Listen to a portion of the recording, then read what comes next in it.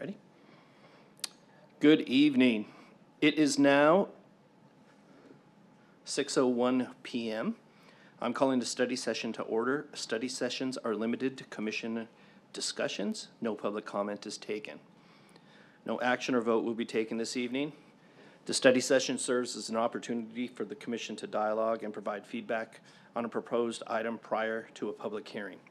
On the agenda is DR 24-103, Heritage North Sign Plan. If staff would please come forward for the presentation.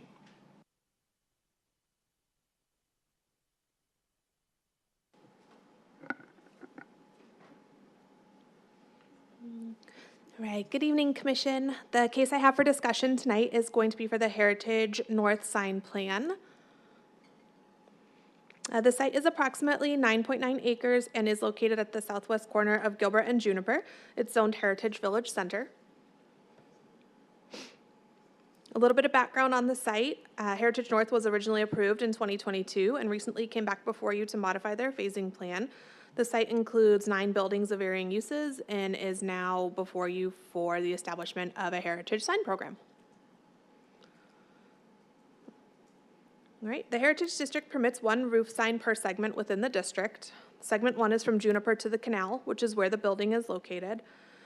The proposed roof sign will be placed at the northeast corner of the site on the hotel building. The sign is currently shown at 293 square feet. However, the Land Development Code only permits a maximum of 200 square feet for a rooftop sign. The Redevelopment Commission does have the authority to allow a 25% increase in signage within the district, which would allow the rooftop sign to be a maximum of 250 square feet if you saw fit. Tonight, I'm looking for feedback on the increased sign size and also the placement of the sign itself. As seen in the bottom right corner of the screen, the sign does share the same rooftop as the hotel amenity area. It doesn't appear to have any sort of buffer between the uses and the amenity area and the sign itself, but we have asked the applicant for some clarifying information on how they intend to mitigate any potential safety concerns of hotel users trying to interact with the sign. I welcome any additional feedback that you may have regarding the placement of the sign and the shared amenity space. Right, and then seen here are the 3 different frontages that are associated within the development. F1 is a historic frontage. It's going to be seen from Gilbert Road. F2 is going to be the most flexible frontage type, and it's found internal to the development. F3 is considered the neighborhood frontage and is the most restrictive frontage type. It's found on the parking garage, the multifamily building, and the hotel building elevations facing the multifamily. All right, so starting off, we'll go over the F1 frontage. Again, this frontage is seen from Gilbert Road. It's intended to maintain a historical architecture found within the rest of the downtown area that complies with the Heritage District Design Guidelines. The sign types being proposed on this frontage are wall, projecting, suspended, awning, canopy, and painted signs. Also proposed are temporary sign types, including sidewalk signs, think like A-frame signs, and window signs. The use of neon on these elevations is highly encouraged. And then just to kind of touch a little bit on the different sign types that are listed here, many of these are considered wall signs. So you have your wall, projecting, awning, canopy, and painted wall signs. Those are all going to be considered wall signs, which are typically calculated just for reference, depending on the distance of that building from the right-of-way. They are only permitted to be located if the building is over 3 stories on the first floor and the top floor. This is typically to prevent clutter within the building. There are certain circumstances where those signs can span building elevation floors if they are like projecting style signs. But if you wanted more information on that, I'd be happy to provide it after doing a bit more research.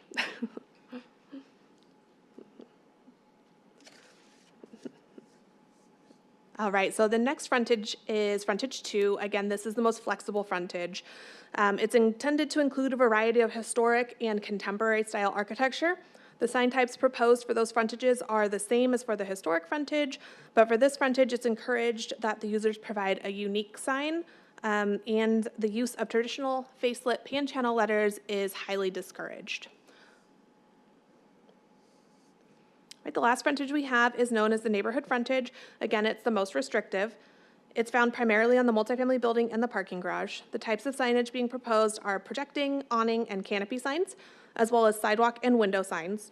It's important to note that any portion of these buildings that are adjacent to the residential communities across from Ash shall not exceed 14 feet in height, they shall not be illuminated, and they shall not exceed 16 square feet in size when facing those residential uses.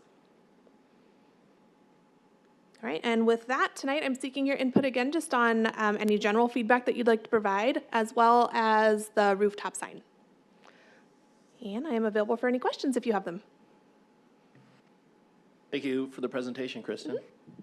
As this is a study session, we do not require a vote. However, this is time for the commissioners to provide feedback and answer questions to the staff and consultant. Commissioner Bigelow, would you like to start? Sure.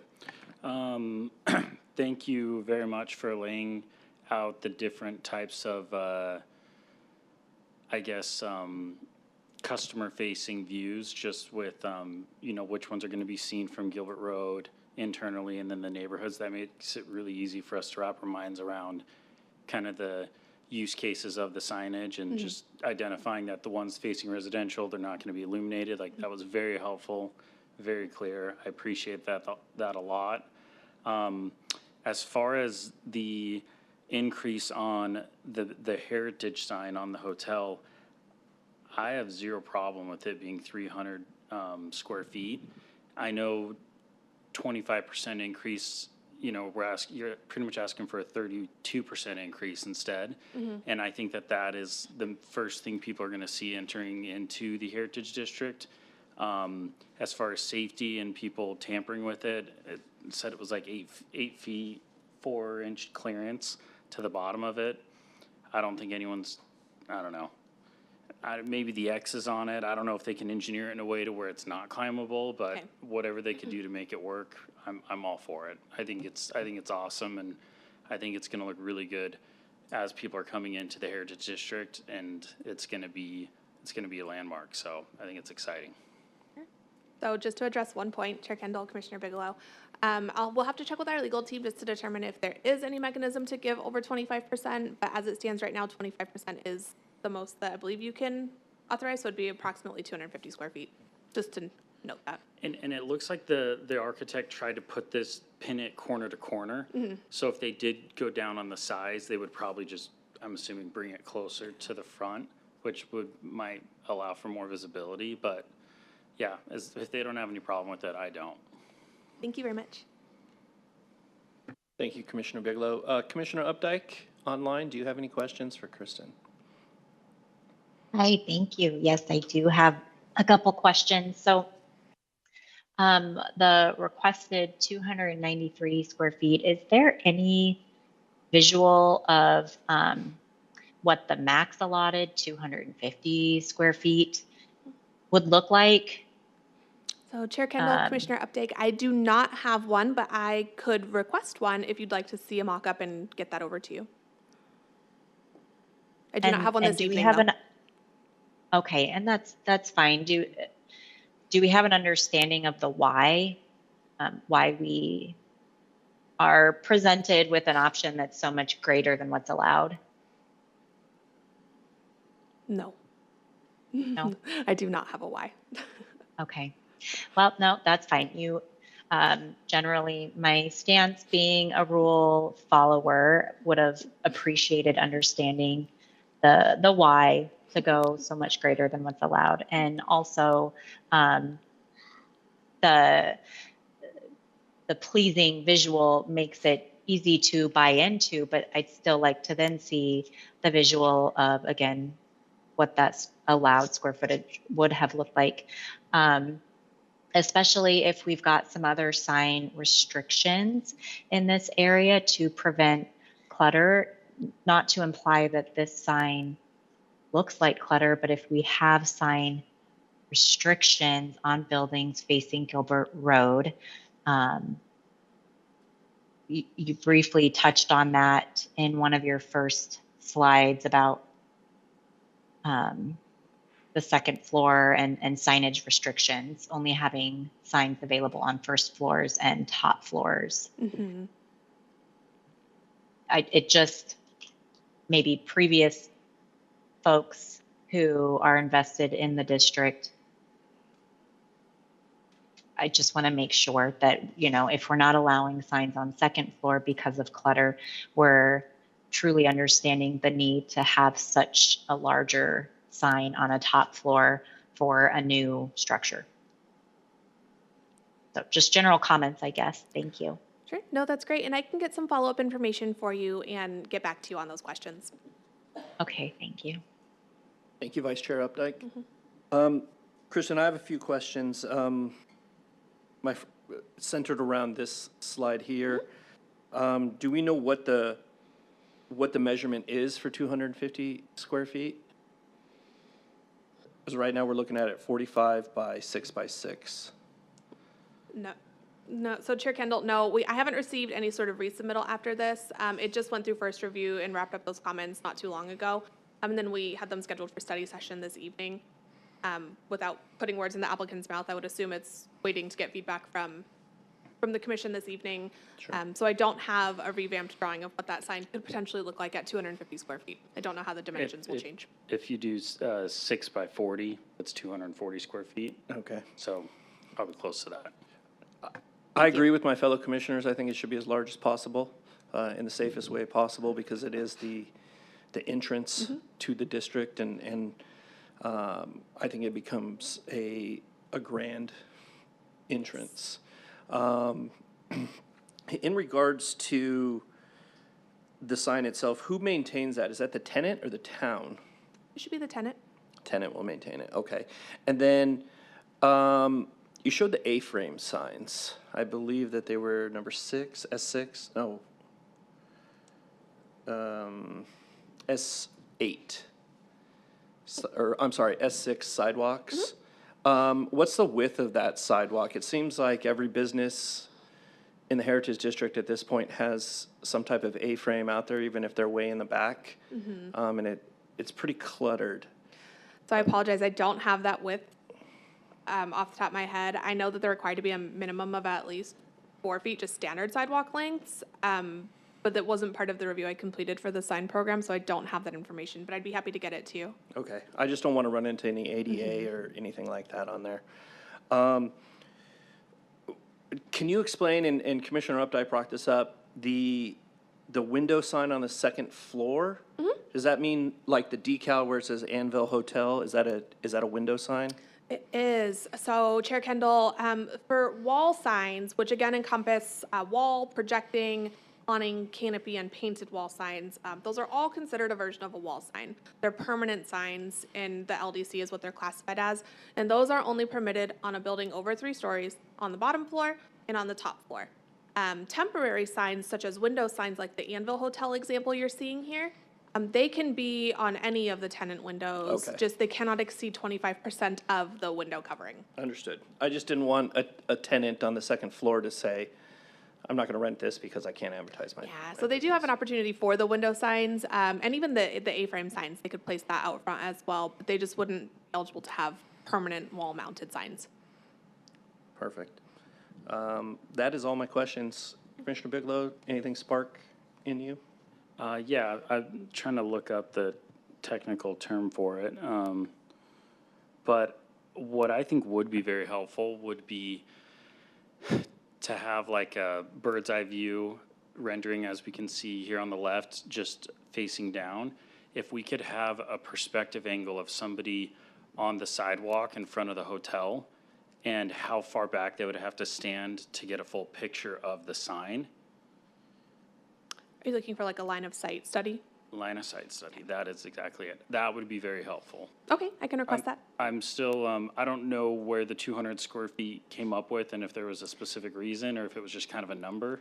I don't have the history behind how it was established, but it's just one of the requirements in the Land Development Code that that's the maximum. But because it is in the Heritage District, you have the authority to give it that extra 25%. Perfect. I just want to make sure that that corner on the building, that the line of sight is like in a good spot for people to congregate, because I'm assuming a lot of people will want to stand in front of it and get a picture taken and make sure it's not in the middle of Juniper and Gilbert Road, or, you know, just in like, just to where it makes sense, because I'm excited for it and I think it's really cool, but yeah, line of sight perspective on the next one would be really helpful. So no designated picture-taking areas in the middle of Juniper? Just a big X all across it. Noted. Okay, thank you. Kristen, do we have any comparable signs in the town? Epicenter might be one for Okay. Higley and Ray on the Agritopia Epicenter area. Okay, I can include that, and when it comes back before you for public hearing, I could include that as a comparison. perfect, thank you. Commissioner Updike, any last thoughts? No, thank you. Thank you. All right, thank you, commissioners, for your feedback. I will now adjourn the study session.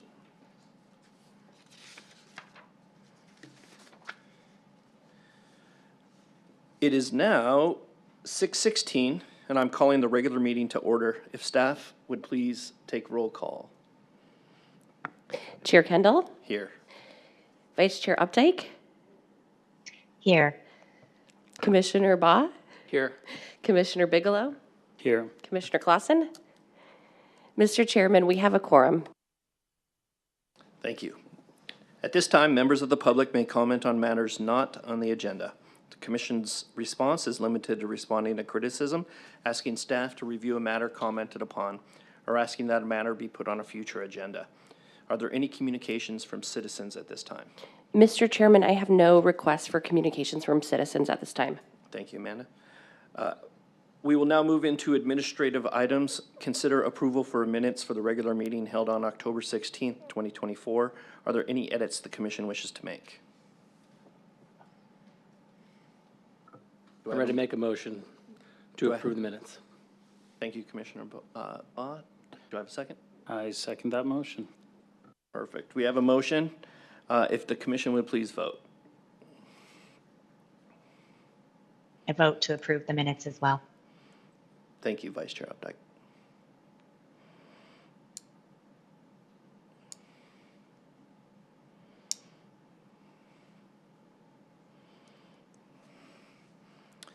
Perfect. We will now move into the public hearing.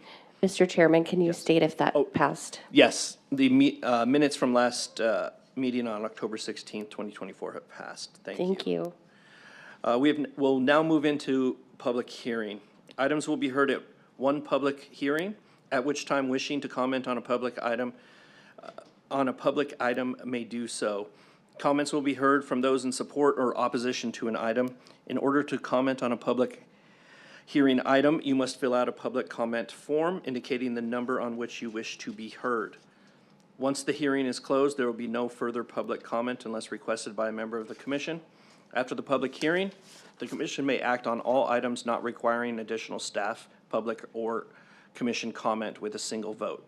It's my understanding that we have a member of the commission who wishes to recluse himself. Mr. Chairman, that is correct. Commissioner Baugh has recused himself for item DR 2493. Thank you very much. Please note that Commissioner Baugh has recused himself from item 3. We'll now open the public hearing for DR 24-93, Heritage North Commercial Design Guidelines. Kristen, would you please be so kind to provide the presentation?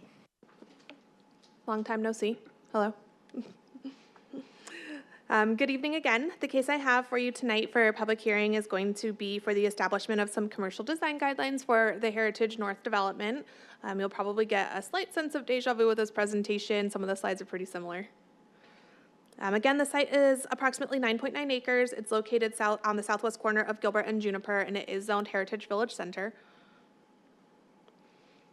It was originally approved in 2022. It came back before you not too long ago to modify their phasing plan. Again, that site does include 9 buildings of varying uses, and the design guidelines are now being proposed as a way to provide new tenants the opportunity to have unique storefronts while still fitting into the character of the Heritage District. Right, and then seen here again are just those 3 different frontages that are proposed within the development. F1, again, is the historic frontage seen from Gilbert Road. F2 is the most flexible frontage type and is found internal to the development. F3 is the neighborhood frontage and is the most restrictive. It is found in the parking garage, the multifamily building, and the hotel elevations facing the multifamily.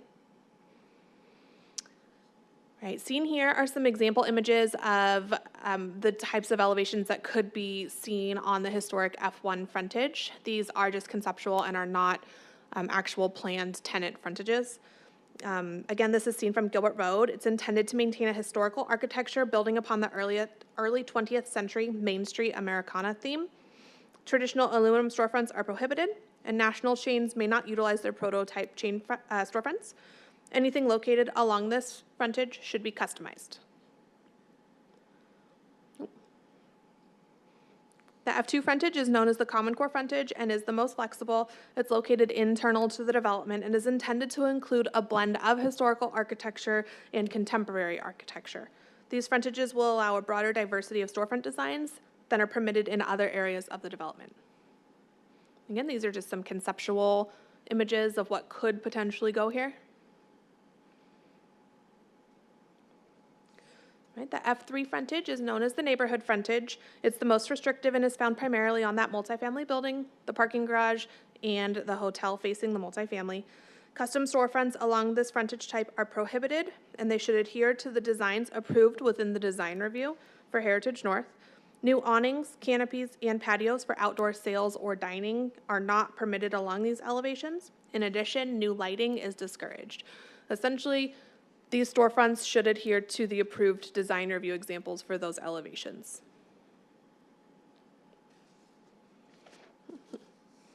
Right, and typically within the Heritage District, a 75% first floor transparency is mandatory of all developments. However, as part of the PAD approval for this development during the rezoning, a modified transparency table was established. The table can be seen here along with a color-coordinated graphic. The red border on the image indicates 50% transparency and is found on the parking garage, the multifamily, and the hotel building. The dark purple represents 25% transparency and is only found in a few limited locations. The bright purple represents 75% transparency, which is in line with the Heritage District Design Guidelines.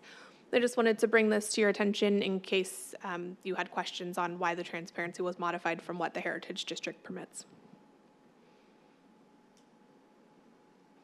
Right, and with that, we do recommend approval of the Commercial Design Guidelines for Heritage North, DR 2493. And if you have any questions, I would be happy to answer them for you. Thank you, Kristen. Would the applicant like to speak at this time? They do have a presentation prepared. That's up to you if you would like them to provide it. Commissioner Bigelow? Is it this guy with the paper in the hand? Because if so, I don't want to hear it. Just kidding. No, we'll hear it. Thank you. Mr. Chair, members of the commission. That one. There we go. Thank you. Mr. Chair, members of the commission, Benjamin Tate with Withy Morris Baugh on behalf of Creation. I do have a presentation. I'm happy to give it. I think staff has really done a great job throughout this process of working with us on these design guidelines and making sure that Heritage North and Heritage Park really is reflective of the character and the uniqueness of the Heritage District. So I'd be more than happy to give a presentation, but I think perhaps the time would best be suited just to answer questions if there are any. Commissioner Bigelow? I don't have any in particular. I know there's been a lot of back and forth about transparency and trying to respect the neighbors and just kind of defining the different areas. Obviously, Gilbert Road is very different than Ash, and I think you guys are just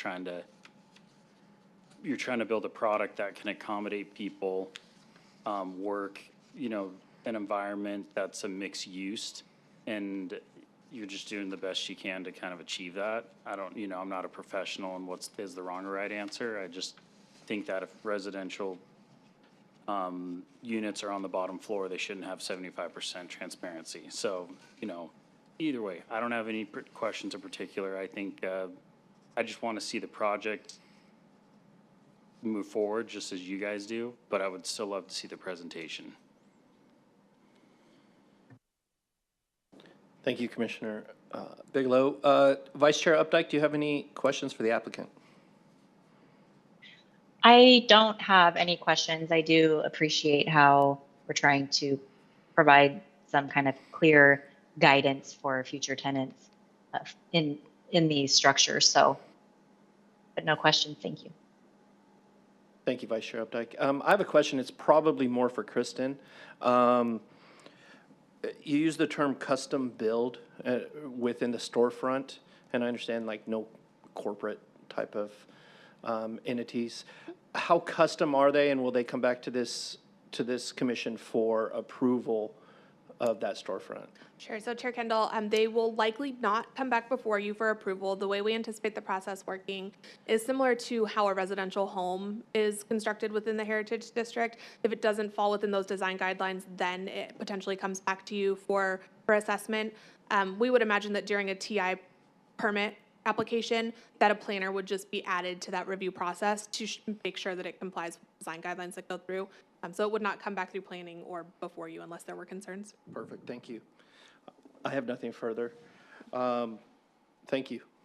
And thank you, Mr. Chair. And Commissioner Bigelow, just to respond to your question a second ago about the transparency, I fully agree with all the comments you just made. And I think part of it is also just a reflection of the character of the particular buildings and the types of uses that are going to go on those ground floors. Like you said, in those areas where it's 50%, it doesn't make sense to have 75% transparency for a residential structure. But if you look on the other side where most of the retail is concentrated, that's the areas where we are adhering to that 75%. Absolutely, thank you. Thank you. Staff, are there members of the public in attendance who wish to speak on DR 24-93 Heritage North? Mr. Chairman, I have no requests from the public to speak on this item. Perfect, thank you, Amanda. With no comments, we don't need to hear back from the applicant. Any additional questions for town staff, commissioners? None from me. Perfect, thank you. I will now close the public hearing on DR 24-93 Heritage North and look for the commission for discussion. Commissioner Bigelow, would you like to start? Yeah, I mean, I think it's pretty straightforward in the sense that, you know, it, in areas that need the requirements of the 75% and the 50%, they're providing it. It's just more of the back roads and, where there's residential that, they want a little bit more privacy. So nothing crazy stands out to me. Thank you. Vice Chair Updike, do you have any comments or thoughts? Nothing additional, and I think I'm ready to make a motion, and unless you have additional thoughts to share. I think my only thought is I'm tired of being asked what's happening with that chunk of dirt. So, yes, sir. Sorry, Mr. Chair, I should have said this earlier. Again, Benjamin Tate. I meant to do this at the beginning. So as far as the status update. Can you put your microphone up? Did it again. Thank As you, far sir. as the status update is concerned, we have been in review for construction documents on this. Right now, we're basically between reviews, so we've received comments from city staff, and we're essentially waiting upon the completion of this set of design guidelines, to be approved by the RDC before we resubmit. So we're full speed ahead. Perfect. Once this moves forward. Great. Thank you. Thank you, Mr. Tate. Do I have a motion and a second for DR 24-93 Heritage North? I move to approve DR 24-93 Heritage North. Do I have a second? I second that motion. All right, let's vote. It's a yes for me, please. Thank you, Vice Chair Updike. And it passes 3-0. Thank you very much.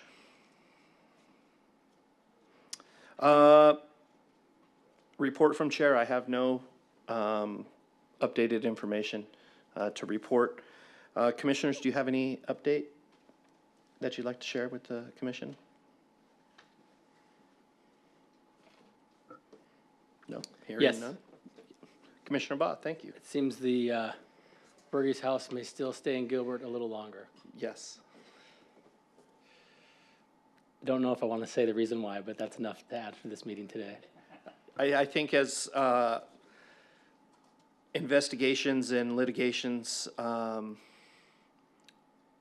in motion, then we will have further details. But I have spoken with Denise Lopez from HD South, and as soon as we have those answers, we will continue to push saving the Clare House, which is the second oldest building in Gilbert, putting it next to HD South, which is the oldest building in Gilbert. So that is very much still alive and on the agenda, and I appreciate you bringing that up, Commissioner Baugh. Thank you. Amanda, do you have any updates? Thank you, Mr. Chairman. I have 3 updates I'd like to share. First is that Gilbert Days is this Saturday.